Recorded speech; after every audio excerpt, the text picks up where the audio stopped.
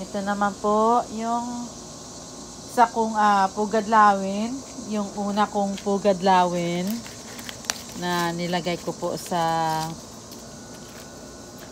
isang pots. Pero siyang nauna kong nilagay sa medyo malaki at in-experience ko muna kung paano ko siyang palakihin. Kasi sinabi ko naman sa inyo noon pa na how many times ako nag-aalaga ng mga ganitong klaseng plants dahil gusto ko matuto, dahil gustong-gusto ko siya. So, ayan na ano din siya, nanguluntoy, pero isa sa kaibigan ko na ilagay ko daw siya sa bright light. Wag lang direct sunlight, pero bright light lang. Yun ang gusto niya. At saka na didiligan din siya. So, yun, hanggang sa finally na I learned something how to grow it. Kaya nilagay ko siya sa medyo malaking pot hanggang sa nasalin ko na siya po sa malaking, mas lalong malaking pot. So, na ano na po niya, na pass niya rin yung winter.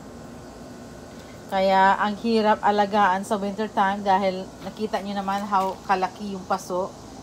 Mas mabigat pa, mabigat po siyang buhatin. Kaya yun ang nahihirapan ako pag taglamig.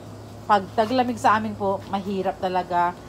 Dahil lagi mo po siyang back and forth ilalagay sa labas. Labas-pasok po ang mga halaman ko.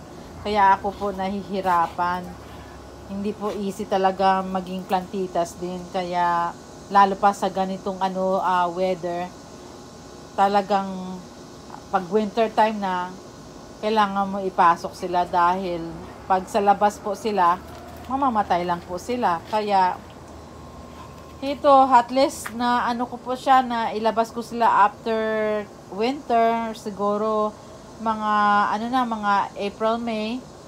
Ang saya-saya ko po na ilalabas ko din sila, pero back and forth din po, labas-pasok simula ng nag-winter dito, mga October ganun, hanggang hanggang April. So the final talaga na nag-start na ang spring, mga na po, mga June, mga May, June na. Pero cold drop pa rin. Kaya yan, ingat na ingat po ako sa aking mga halaman. Kaya masaya po ako pag ang mga halaman ko na parang mukha nang mamamatay, tapos nagagawan ko pa siya ng paraan na mabuhay. Kaya masaya po ako. Kaya ito yung pinapakita ko sa inyo, yung una kong pugadlawin, my fern bird nest. Lagi akong bumibili nito parati sa Lowe's at saka sa Walmart. Hindi talaga ako nag-give up. Pero lagi na lang namamatayan ako. Pero this time, ito na. Okay na sila. Dahil alam ko na kung paano sila alagaan. Kaya I hope you guys like my my bird nest ferns plants. And it's one of my plant collection. So thank you for you guys watching my videos and for all your support. Thank you. Mabuhay!